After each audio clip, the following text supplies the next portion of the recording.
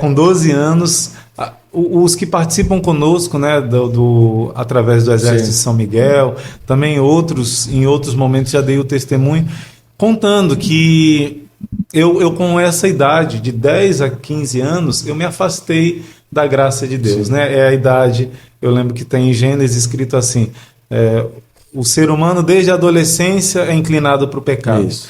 E realmente, quando é essa fase que o menino Jesus se perdeu, 12 anos, é a fase que a gente costuma se afastar, né? E realmente eu me tornei escravo a partir de 10 anos, descobri sozinho, e o inimigo atacou na área da minha sexualidade, né? Eu me tornei escravo para valer do pecado da masturbação, né?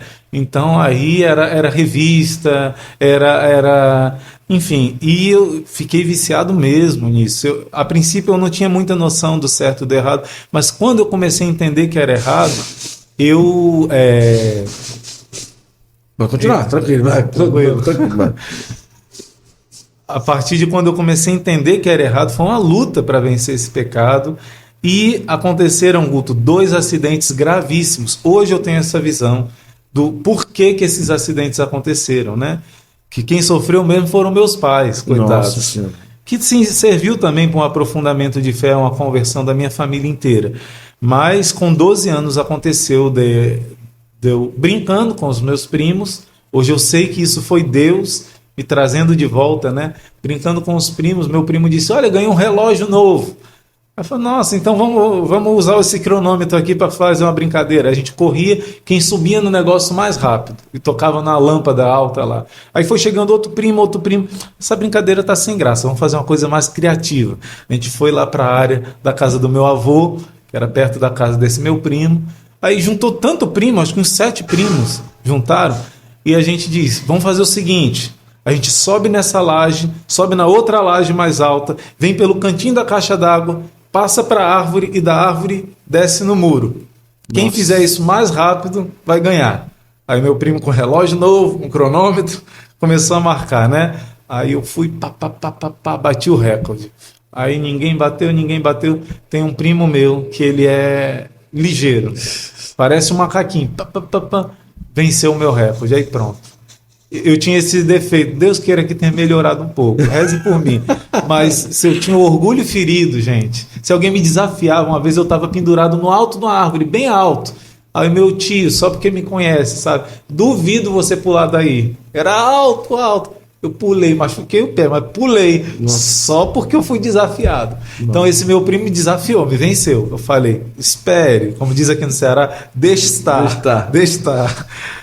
Menino, eu fui correndo, subi na laje, subi na outra laje. Em vez de eu passar para a árvore, segurar e depois passar para outro galho e descer, eu achei que eu era Tarzan, né? Eu dei um pulo, segurei num galho.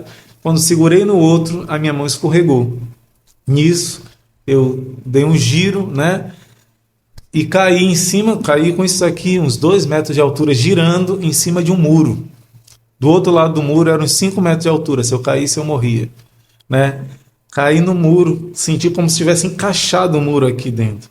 Para resumir a história, alguns primos fugiram, ficaram com medo do meu avô dar uma bronca, e um dos primos gritou, chamou meu tio. Quando meu tio veio me tirar, eu não saía do muro, estava grudado no muro. E quando o meu primo disse: cadê o vergalhão daqui desse muro? Cadê o vergalhão? Tio, ele caiu no vergalhão. Meu tio entendeu que eu não saía porque eu estava preso. Eu caí, gente, num vergalhão que era... Não lembro o tamanho, mas ele quase vazou do outro lado. Ele perfurou os 2 pulmões, passou 2 centímetros do coração e eu fiquei ali preso. Diz que o certo é você serrar, né? Mas meu tio, no desespero, puxou, arrancou. Eu lembro que quando ele levantou, estava igual Jesus com o lado aberto, só que de Jesus saía sangue puro, aqui era só sujeira, né? Sangue puro desse pecador, jorrando sangue. Me pegaram no colo, eu tinha 12 anos, né? Meu tio não sabia o que fazer, chamou outro tio, pararam um carro no meio da rua, me levaram no pronto-socorro, lá me costuraram. Em todo momento eu estava acordado, né? Com agulha deste tamanho, costuraram, colocaram. Enfim, foi uma obra de Deus, e a igreja toda rezando, minha família rezando, e milagrosamente eu talvez não ia sobreviver, talvez eu descobriram que o outro pulmão estava furado, colocaram outro dreno. Fiquei 1 mês internado, entre a vida e a morte, mas graças a tanta oração, meus pais amadureceram muito na fé. Hoje eu sei da oração da minha mãe que disse: Senhor, ela não pediu minha cura, ela disse: aconteça o que acontecer, não deixe eu perder a minha fé. Sim. Né? Foi o pedido dela. E Deus fez meu pai contou depois como ele rezou, como nunca rezou antes, diante de Deus, ele rasgou o coração. E ali foi uma experiência, eu acho que converteu muito a minha família, mas eu mesmo sou tão ruim, Guto, que eu não entendi o que Deus queria dizer. Todo mundo dizia: você nasceu queria de ter novo. ganhado do primo. Foi. Acho que eu ainda estava nessa do primo. E eu querendo, ouvindo todo mundo dizer: você nasceu de novo. Eu nunca tinha ouvido essa palavra, nem sabia o que queria dizer. Você nasceu de novo. Tá bom, passou, e eu continuava com o meu vício. Eu não tinha entendido que era Deus querendo converter o meu coração, né? Aí precisou acontecer 2 anos depois um outro acidente também, mas 2 anos depois eu fiquei mais consciente do pecado. Por quê? Porque eu estava numa situação de angústia, de decepção amorosa com a moça que eu gostava e tudo, e eu estava meio revoltado ali. Eu fui para uma praia junto com meu primo, e ali na praia, eu olhando as mocinhas de biquíni, eu disse... O diabo começou... Hoje eu vejo, a cena que eu vejo, gente, é como se fosse um urubu rodando, rodando, esperando a oportunidade para pousar e fazer o ninho, que é um simbolismo do pecado mortal, né? O inimigo começou a falar no meu ouvido: olha essas meninas, que bonitas. Olha os outros rapazes, eles não têm igual você o propósito de casar virgem. Minha mãe ensinou, desde pequeno, a gente aprendeu. Minha mãe disse: eu casei virgem. Vocês vão casar virgem, não só as meninas, não, homens e mulheres. Ela ensinava o que a igreja ensina. Muitos católicos hoje não sabem que isso é ensinamento da igreja, que é pecado mortal, né? Pecado da fornicação. E eu tinha um propósito: eu vou casar virgem. Mas com 14 anos, nessas decepções, eu olhei e disse: quer saber? O diabo falou, né? Seja igual aos outros. Os outros rapazes são felizes. Eu vou ser igual aos outros rapazes. Eu vou também, não vou casar virgem, não. Eu vou ser namorador. Eu era muito tímido, né? Eu era mais feinho do que eu sou hoje, era mais dentuço, eu tinha muita vergonha. Alguma menina que eu gostava não falava de jeito nenhum, era muita vergonha. E eu falei: quer saber? Vou vencer essa timidez, vou namorar, vou fazer isso. Me decidi que eu não ia casar virgem. Eu tenho certeza que o pecado mortal não é só quando a gente pratica o ato, Jesus ensina, né? E ali eu decidi pelo pecado, decidi de romper com os mandamentos de Deus, consciente, porque eu sabia, né, que era errado. Sim. E gente, naquele dia, naquela hora, a praia mais perigosa do Brasil, dizem, Itacoatiara, é na ponta da Baía de Guanabara, né? Então as ondas são tão fortes que lá que tem os campeonatos de surf e tudo. Eu nem entrei naquela praia braba, mas dei uma entradinha assim de leve, estava de bermuda, tectel, molhou um pouco a bermuda. Aí eu falei com meu primo: vamos dar uma volta. Eu queria namorar, né? Vamos dar uma volta. Ele me mostrou uma pedra grande, Pedra do Pampo, quem conhece lá em Itacoatiara. Eu fui subindo, e ele foi me mostrando o lugar onde ele pulava. Mas meu primo sabe nadar. Desde pequenininho fazia natação, se garantia. Quando ele foi mostrar, o limo não escorregava onde a gente pisava na pedra. Mas por causa da bermuda que foi molhada, escorregou. Quando chegou no pé, uma parte lá, o limo molhou e ficou escorregadio. Eu escorreguei na parte que o meu primo dizia que ele pulava. Quando eu escorreguei, ele pensou que era brincadeira minha. Só que a praia estava em alta ressaca, com ondas grandíssimas. E quando eu escorreguei, sabe aquela cena que você está caindo de um prédio e você diz assim: não, isso não está acontecendo. Sim. Isso é mentira, isso é um sonho, daqui a pouco eu vou acordar. A minha sensação era essa. Não, isso não está acontecendo, sabe? Quando eu escorreguei, meu primo depois disse que eu escorreguei a única parte das pedras que não tinha marisco. Senão eu rasgava tudo, minhas pernas, nádegas, rasgava tudo escorregando. E ali eu escorreguei e comecei a tentar nadar contra as ondas para dar a volta na pedra. Era grande, era a distância, né? E não era a forma certa. Depois o meu primo explicou que quando ele mergulhava, quando o mar estava mais tranquilo, ele subia ali mesmo pelas pedras. E do outro lado tinha um caminho também mais fácil. Mas eu rapidinho cansei, não consegui, nem meu braço não aguentava mais, eu não sei nadar direito. Aí meu primo viu que era sério, comecei a afundar, comecei a gritar: socorro, e afundar. Aí meu primo Um abraço no meu primo, no meu primão, Cadu. Mas não foi o que ele no muro, não, né? Não, foi engraçado. O primeiro acidente foi na família da parte de mãe. Né? E foi motivo até de conversão, de fé, crescimento para esses primos. Mas agora foi na parte de pai, né? Que são menos primos, mas esse meu primo que é da minha idade, é um primo irmão, né? Um abraço para Cadu. Se não fosse ele, eu não estava hoje falando. Ele não pensou duas vezes em dar a vida dele por mim ali, né? Então ele mergulhou, ele ficou tentando. Meu pai ensinava: meu filho, se um dia você estiver se afogando, não tenta segurar na pessoa, porque senão você vai matar a pessoa e morre os dois. Aí eu lembrava disso na hora, mas não tinha onde eu segurar. Eu afundava, eu segurava nele, eu dizia: não posso segurar. Eu segurava, bebendo água, e eu vi que encheu de gente em volta da pedra, né? Muita gente mesmo, estava acostumado a ver muita gente morrendo lá quando está em ressaca. Jogaram a prancha não deu certo, agarrou nas pés do vento, estava muito forte. E eu lembro mais ou menos de um senhor de barba grisalha que pulou e ficou tentando ajudar a gente, né? Eu já estava começando a entrar em coma, a beber muita água e tal. Inclusive, eu dou uma dica aqui, né, de uma oração que, nessa hora que eu comecei a beber muita água, eu perdi a oxigenação do cérebro. A explicação humana que eu dou para isso é essa, né?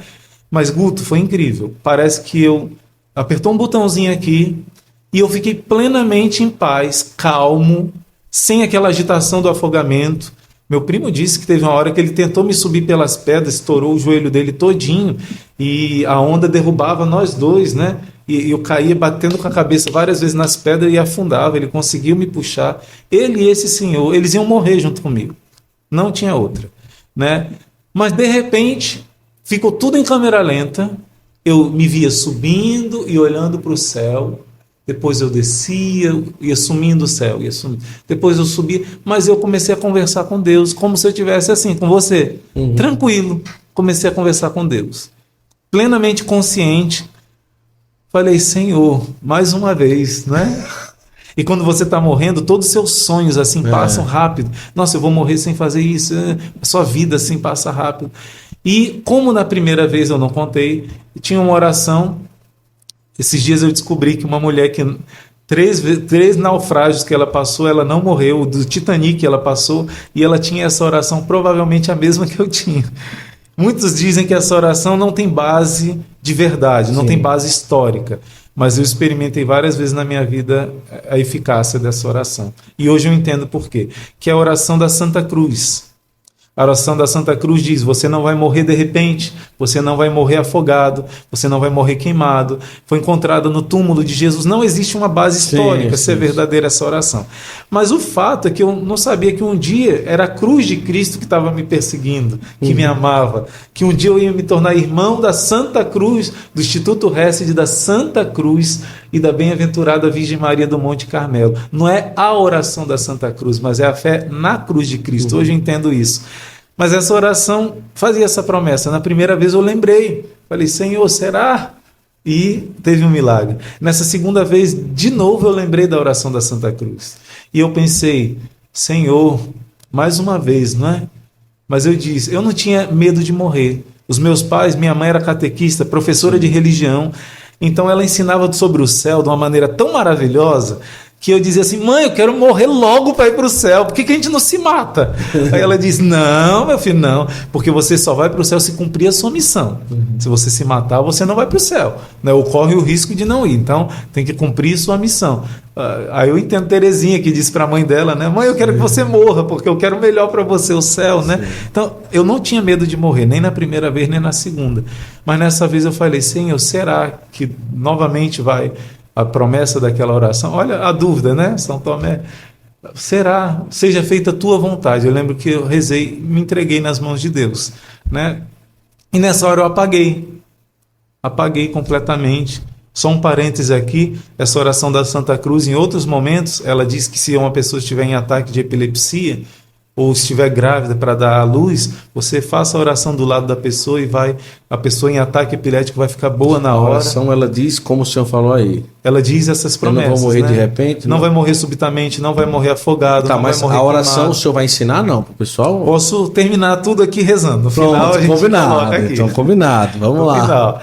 Aí, uma vez tinha uma pessoa na rampa da igreja, deu crise epiléptica, né? Tava ali caída, se tremendo. Falei, oração da Santa Cruz. Peguei, coloquei do lado, rezei. Na hora, Guto, a pessoa ficou bem. Uma vez aqui, uma pessoa deu ataque epilético. Irmão João da Cruz estava próximo, irmão Bernardo Maria disse, é epilepsia, porque às vezes a gente não sabe se é coisa do inimigo, sim, já tem muita, né? Aí o irmão Bernardo, é epilepsia, são sinais de epilepsia. Eu falei, alguém tem oração da Santa Cruz? O irmão João da Cruz, eu tenho aqui. O irmão João da Cruz colocou do lado, leu. Na mesma, o irmão João da Cruz ficou assustado. Como realmente o negócio funciona. Né? Fecha parênteses. Nessa hora, gente, que eu já estava, não tinha mais o que fazer. O meu primo disse, ele já tinha perdido a esperança de viver. Ele, sabendo nadar, já tinha gastado as forças. Esse senhor que estava com ele, eu lembro com a barba grisalha, que Deus abençoe esse homem, né, que a gente se encontre no céu um dia, com a graça do bom Deus. Eles iam morrer também junto comigo, né? E quando não tinha mais o que fazer, Deus mandou um helicóptero da equipe de salvamento que estava inaugurando aquele dia. Nossa. Não inaugurar naquela hora, mas estava inaugurando o serviço de salva-mar.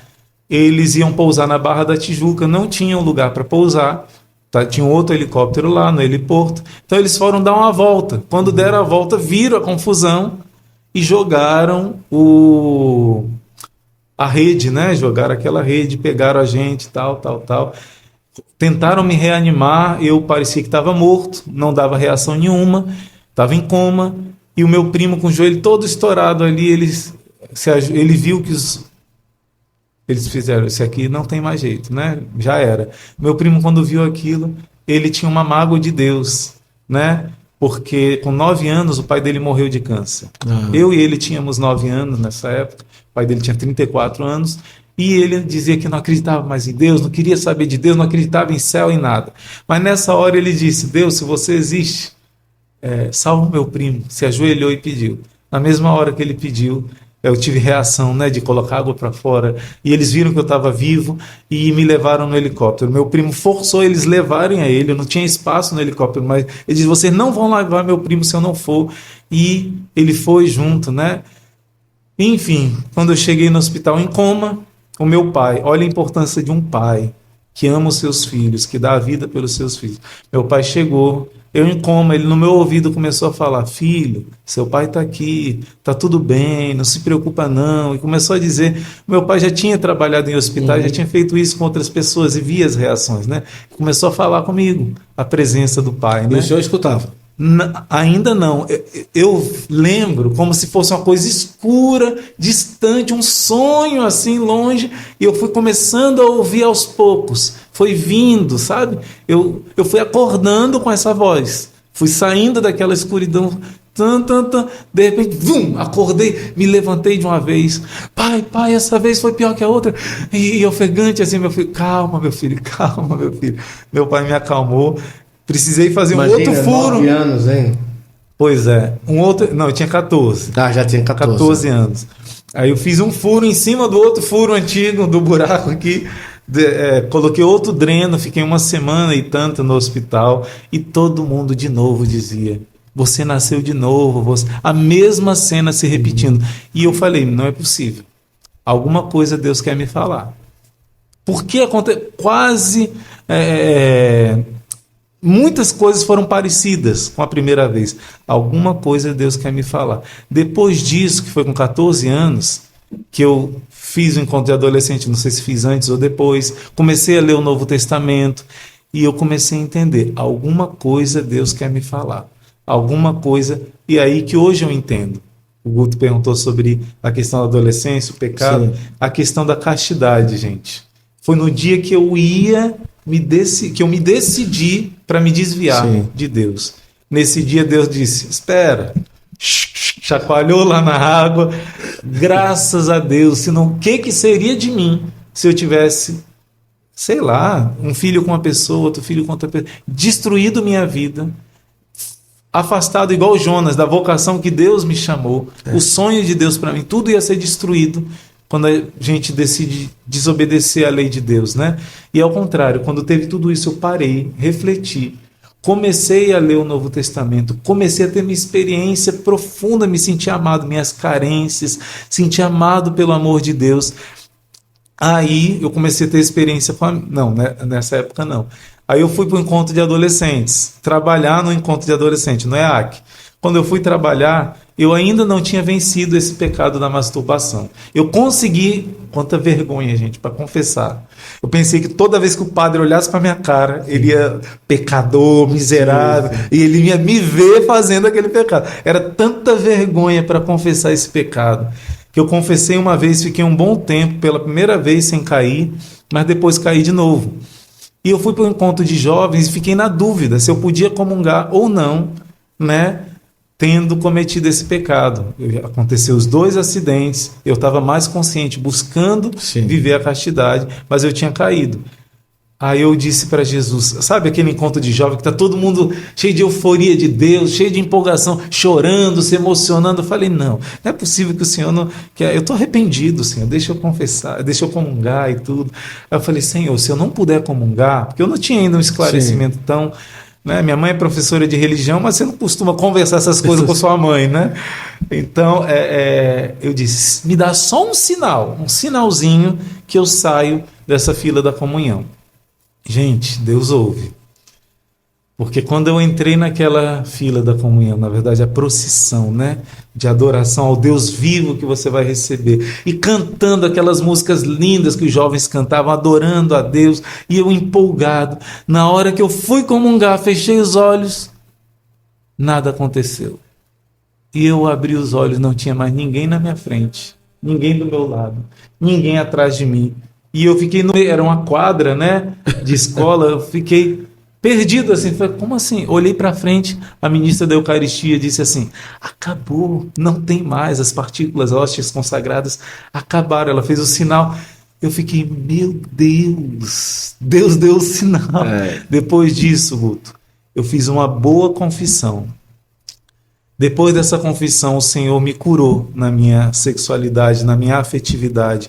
Depois eu tirar esse bloqueio do pecado mortal, e depois comecei a ler a Sagrada Escritura, a missa foi meu segundo grande encontro com Deus. Na missa, Jesus, quando eu lembro a minha experiência, se eu visse a hóstia consagrada sangrando, jorrando sangue, e Jesus sendo pregado na cruz, não mudava nada para mim. Sim. Do que eu estava tendo experiência na missa. Eu entendi que a missa era o sacrifício de Cristo, me amando, sacrificando, sofrendo por mim.